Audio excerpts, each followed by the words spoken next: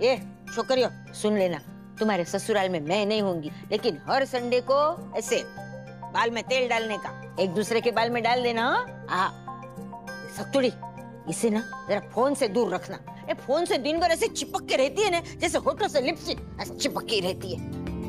क्या सोचेंगे ससुराल वाले? हाँ, और हाँ देखो, बिना भूले रोज सुबह को 4 बादाम, 4 काजू और 4 किशमिश। जबरी। अरे गुजरातन, अब वो बच्चियां नहीं, अब शादी करके अपने घर जा रहे हैं। अरे पंडित जी छोटा क्यों कर रहे हो? ए खबर न तो कह दूं, ये दोनों ना कितनी भी बड़ी हो जाए, इनके बच्चे हो जाए, उनकी शादी हो जाए, उनके बच्चे हो जाए, उनकी भी शादी हो जाए, दोनों एकदम बूढ़ी हो जाए ना ऐसी की रिमझिम कैसी है तभी भी मेरे लिए तो मेरी 2 बांदरियां ही रहेंगी, छोटी छोटी, है ना? इस घर में हमेशा महाभारत होती थी कि हमारी बेटियों की शादी कैसे हो। अब अगर शादी हो रही है तो मन बैठा जा रहा। सचमुच में मेरी बेटियां इस घर को छोड़ के चली जाएगी, पढ़ाई हो जाएगी, और अब घर में आएगी भी ना तो मेहमानों की तरह आएगी। एक एक करके शादी होती तो हौसला बढ़ने का भी काम होता। और ए पंडित जी, सोमनाथ जी का शुक्र मनाओ कि दोनों एक ही घर में जा रही हैं। ये मेरी सख्तुड़ी है, तभी तो इस बांदरी को संभाल लेगी। तो मुझे तो पूरा विश्वास था कि जिस भी घर में इस बांदरी की शादी होगी ने, उसकी सास ताने मार मार के मुझे मार देगी, ऐसे डायरेक्ट। चाची जी, अब फिर शुरू हो गई। हमारी रिमझिम दी बेस्ट है। किस्मत तो उन लोगों की खुल गई है जो दी ने उन्हें हाँ कर दी। हाँ, हम मानते हैं दी थोड़ी भुलक्कड़ जरूर है, लेकिन आप बिल्कुल चिंता मत कीजिए। हम है ना, हम इन्हें सब याद दिला देंगे। याद दिलाएंगे कि हर संडे को बालों में तेल लगाना है। याद दिलाएंगे कि हर रोज 4 बादाम, 4 काजू और 8 किशमिश खाने हैं। और आपने हमें जो कुछ भी सिखाया ना, हमें वो भी अच्छे से याद है। सबका ख्याल रखेंगे, सबको प्यार करेंगे। अगर हमसे गलती हुई तो हम माफी मांग लेंगे, और अगर किसी और से गलती हो गई तो उसे झट से माफ कर देंगे। दिल बड़ा रखेंगे, लेकिन उम्मीदें कम। सपने बड़े देखेंगे, लेकिन भोलेनाथ जितना देंगे हम उतने में खुश रहेंगे।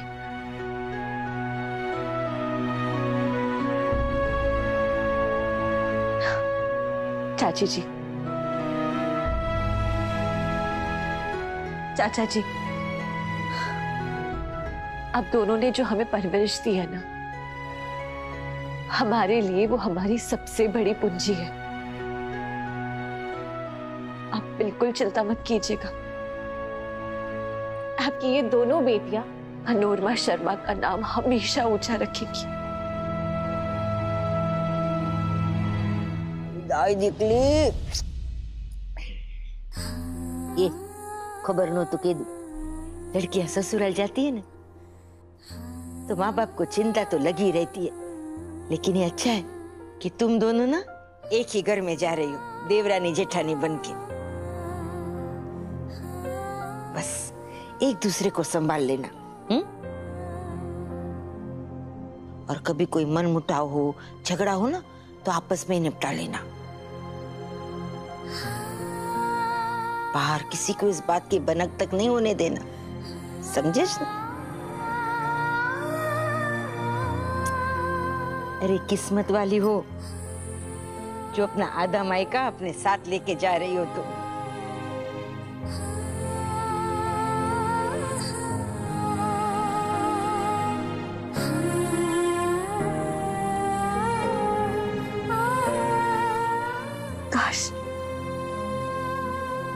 काश हम अपना पूरा मायका साथ लेके जा सकते। वाह दीपली,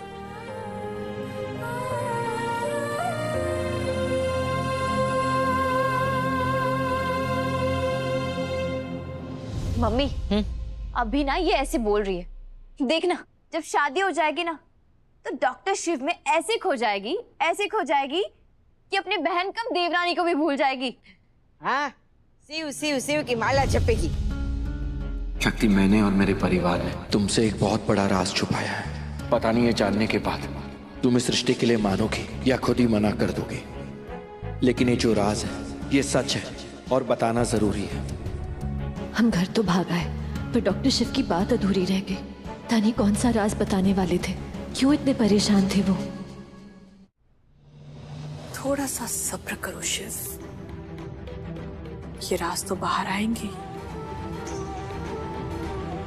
और इतनी जल्दी खत्म होगा तुम्हारा विवाह कि लोग सोचते रह जाएंगे कि सच में विवाह हुआ भी था या कोई अफवाह थी। चिंता मत करो,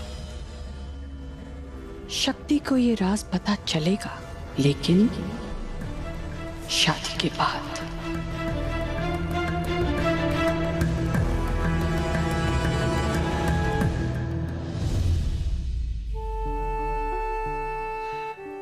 मेरी दोनों बेटियों को थोड़ी एक्स्ट्रा मिलेगी, क्योंकि अब तो वो ससुराल चली जाएंगी, है ना? वो तो हमेशा ही मिलती है, शायद इनके जाने के बाद मुझे कुछ मिले। धर्म भैया, आप भी ना ये रोना धोना बंद करो। ये डोले शोले ऐसे बन गए है ना, अगर मम्मी नहीं देगी तो हम आपके लिए बना देंगे, ठीक है? रहने दो, ऐसा खाना बनाती हो, तुम्हारा खाना खा के आंखों से आंसू की मूसलाधार बारिश होती है।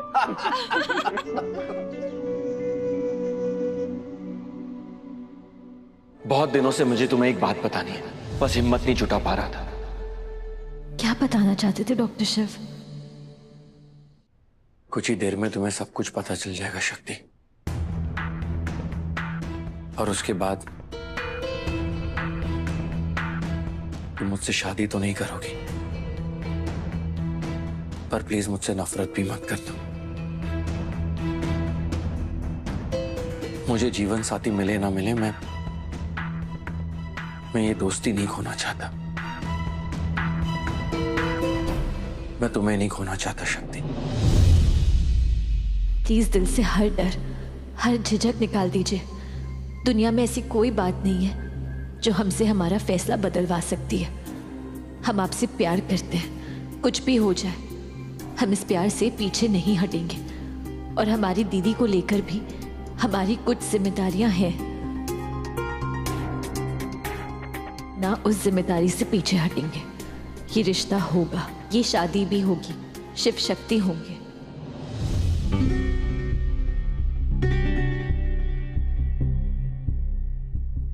माँ, मुझे बहुत बेचैनी हो रही, बहुत अनकंफर्टेबल फील कर रहा हूँ। वो मेडिकल कॉलेज में फाइनल एग्जाम के पहले होता था ना, बिल्कुल वैसे ही। शिव, ये भी तो एग्जाम ही है ना। उस वक्त भी तुम डिस्टिंक्शन से पास हुआ करते थे, इस वक्त भी तुम डिस्टिंक्शन से ही पास होगे।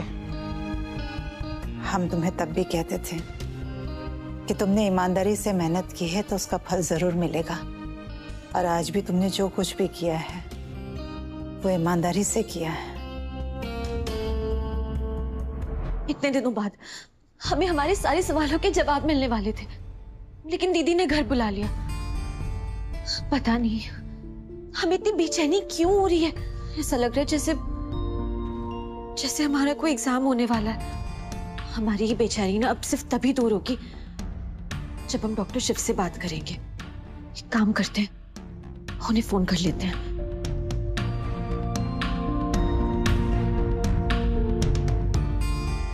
माँ,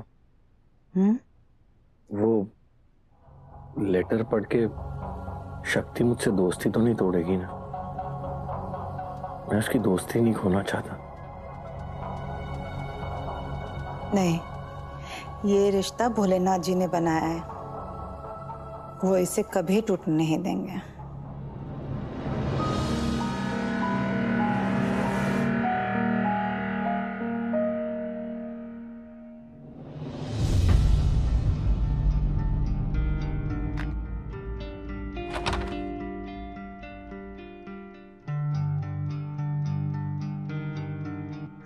गौरी दीदी, आज तक हमें जब भी कोई प्रॉब्लम हुई है ना, तो हम सबसे पहले भागकर आपके पास आए हैं। लेकिन आज हमें ऐसा क्यों लग रहा है जैसे आपका कोई अंश हमारे पास आने वाला है। छोटी बहन है, इससे अपनी जितनी भी टेंशन है उसकी सारी जिम्मेदारी हमने आप पर डाली हुई है। लेकिन आज हमें ऐसा क्यों लग रहा है जैसे इस बार आप हम पर कोई जिम्मेदारी डालने वाली हो। आज तक हमने आपको अपनी राम कहानी सुनाई है, लेकिन आज हमें ऐसा लग रहा है जैसे आप हमें अपनी कोई कहानी बताने की कोशिश कर रही है। क्या होने वाला है?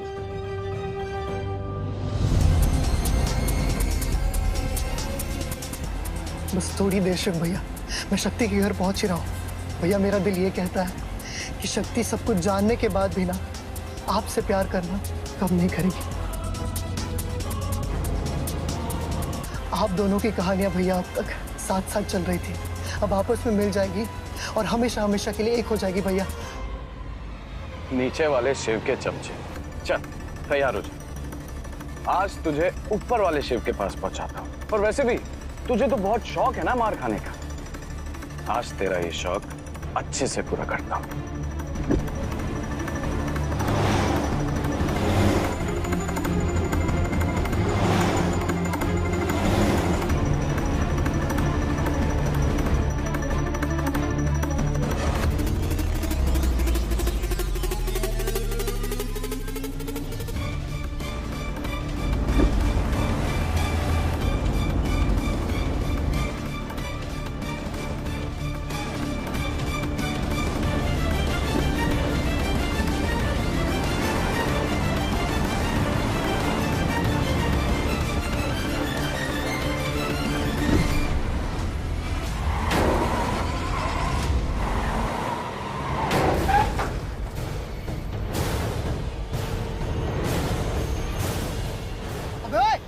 ठीक से चलाना।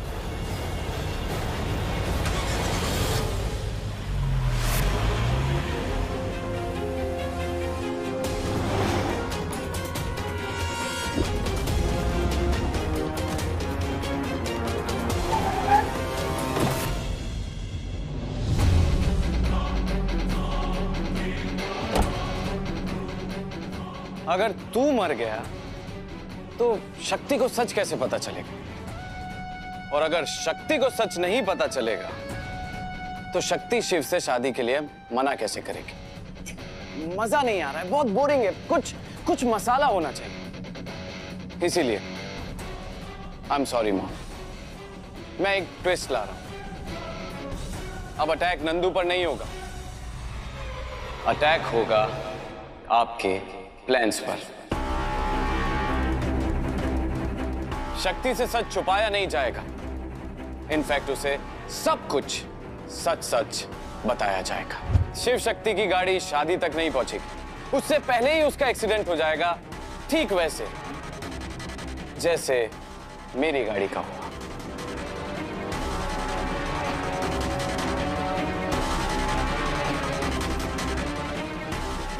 I'm really sorry mom. वो क्या है ना, नंदू बहुत तेज गाड़ी चला रहा था, मैंने भी उतनी कोशिश की कि मैं भी उसकी बराबरी करूं, उतना ही तेज गाड़ी चलाऊं। वो मेरे आगे था, मैं उसके पीछे, हम दोनों बिल्कुल आगे पीछे बहुत स्पीड में, और एकदम से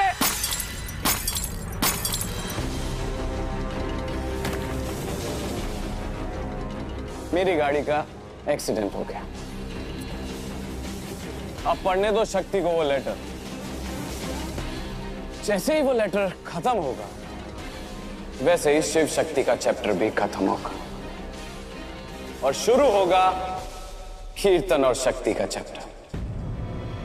हैप्पी रीडिंग।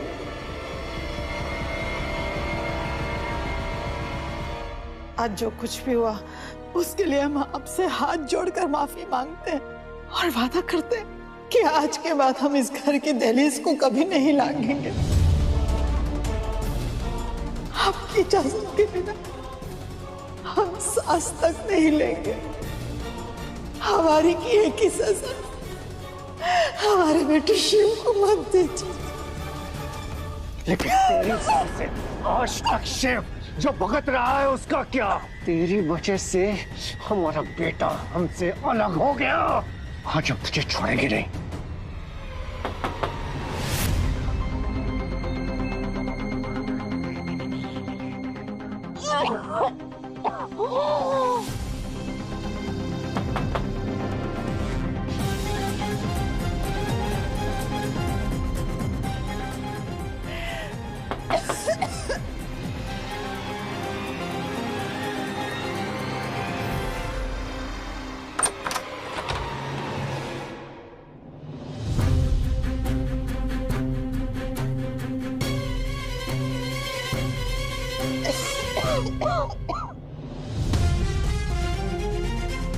माँ,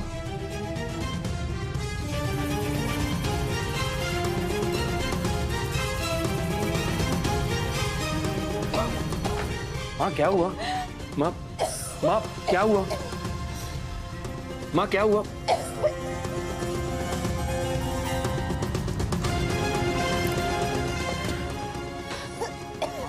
क्या हुआ माँ? माँ क्या हुआ? कुछ नहीं, वो खांसी आ गई, पानी पिएंगे ले लो, तो ठीक हो जाएंगे। पियो।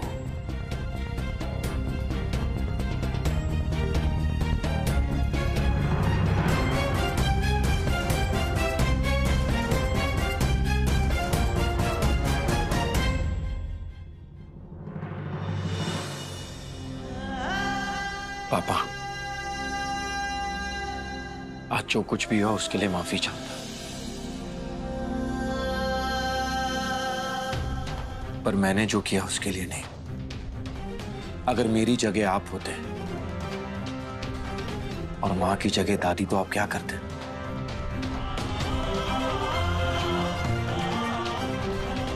आपकी खामोशी में आपका जवाब है। एक और बात करनी थी आपसे। आज मुझे एक बहुत जरूरी काम था और मैं खुद नहीं गया, नंदू को भेज दिया। पता है क्यों? क्योंकि मुझे एहसास हुआ कि मेरा मेरी मां के साथ रहना ज्यादा जरूरी है,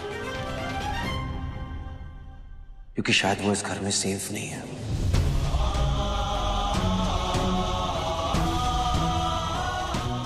कुछ समय के लिए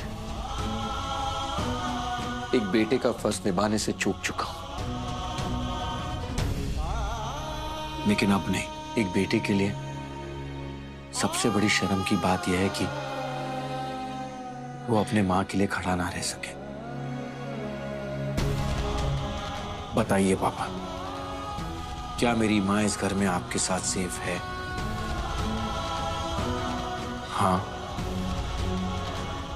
या ना?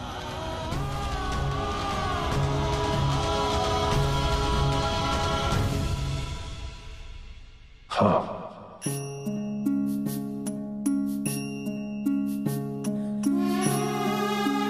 अपने हाँ का मान रखिएगा, क्योंकि मैं आपकी हाँ की भी इज्जत करता हूं और आप पर भरोसा भी करता हूं। बस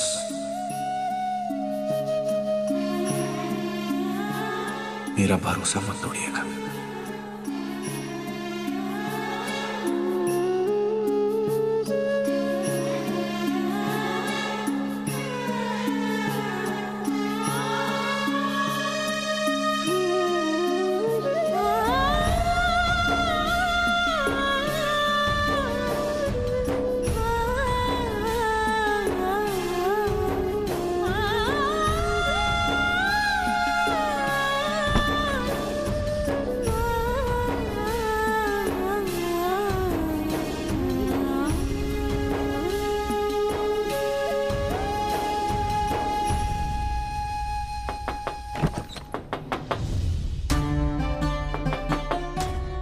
ये धर्म, ये देख तो, इतनी रात गए कौन आया है?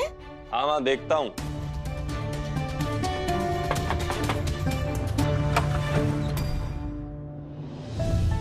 अरे नंदू, कैसे हो? नंदू?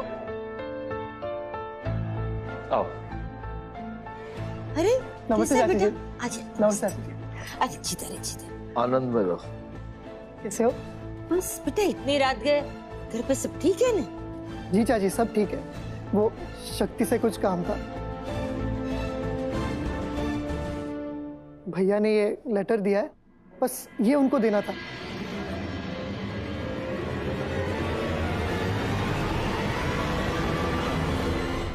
ओ, तूने तो डरा ही दिया।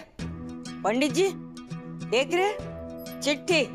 वाह, ये व्हाट्सएप के जमाने में ये डॉक्टर भाई अभी भी चिट्ठी लिखते हैं। मनोरमा को ये बात बहुत अच्छी लगी हो। ऐसे खबर न तो कह दूं, मुझे तो लगा था कि ये डिम्पल वाले भाई बहुत सिंपल है, पर ना हो, ये तो बहुत ऐसे शायरी बायरी लिखते हैं, बहुत रोमांटिक टाइप के हैं। सरस, ला मुझे दे।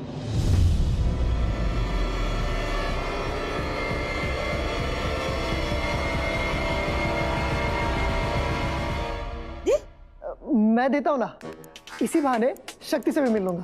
क्या खबर न तो कह दूं, हमने भी ऐसे बहाने बहुत बनाए हो। अरे मनोरमा है ने किसी की चिट्ठी कभी पढ़ती नहीं है, समझे? मैं उसमें बहुत मानती हूँ। वो क्या प्राइवेसी। हाँ प्राइवेसी, बराबर, उसमें बहुत मानती हूँ। अच्छा चल, अब तुझे कबूतर बना के भेजा ये डॉक्टर भाई ने, तो जा तू ही जाके देख गया चिट्ठी। इधर है शक्ति का कमरा। ओह कबूतर जा जा जा, हुर्र। बच्चे बच्चे। हे भोलेनाथ, आखिर क्या है डॉक्टर शिव का अतीत का राज? क्या शक्ति मेरी चिट्ठी पढ़ चुकी होगी? क्या वो अभी भी मुझसे शादी करना चाहेगी?